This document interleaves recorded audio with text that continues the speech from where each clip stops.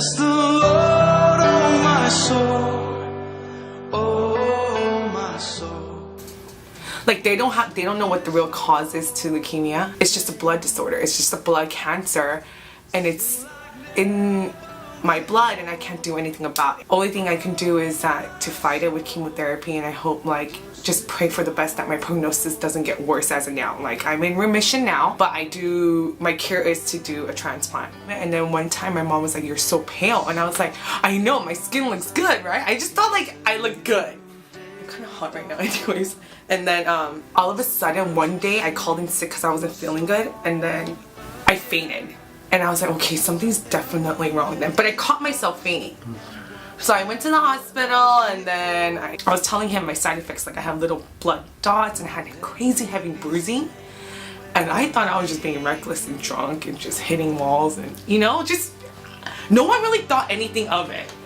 I get checked up, and he was like, "It might seem like you might have leukemia." And I was like, "I know, right?" Like, I just said it like that, like nonchalantly, like, "Okay."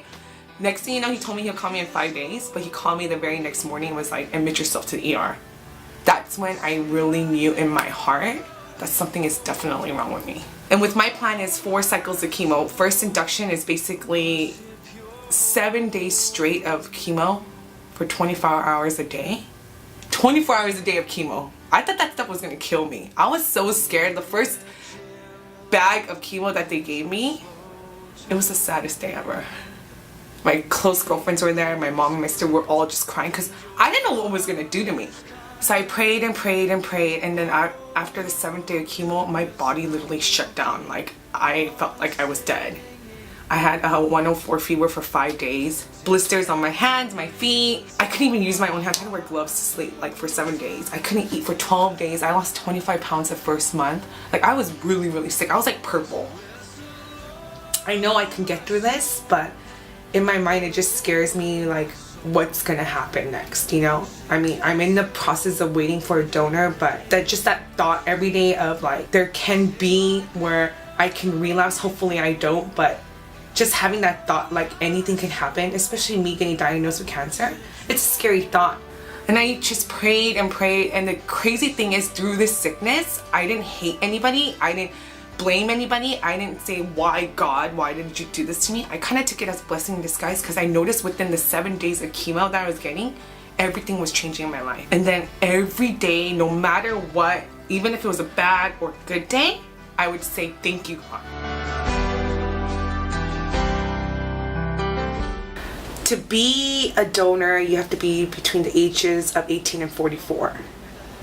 You don't have to re-register. Once you're in the Be The Match registry, they don't take you off until you're 61, unless you want to be taken off for some reason. But it's very important to just update your information, because tissue types are inherited. So most people will match their own race or an ethnicity. And right now in the Be The Match registry, facts state that 7% is Asian/Pacific Islanders, in which only 0.9% are Koreans. So I believe to bring this, Korean community together, it's important to just get our churches involved, first of all. And people don't really realize what it is. People think it's a blood drive, but it's not. It's just with a simple cheek swab, you could just help save a life. Through this, I'm not doing this project with A3M to just help me.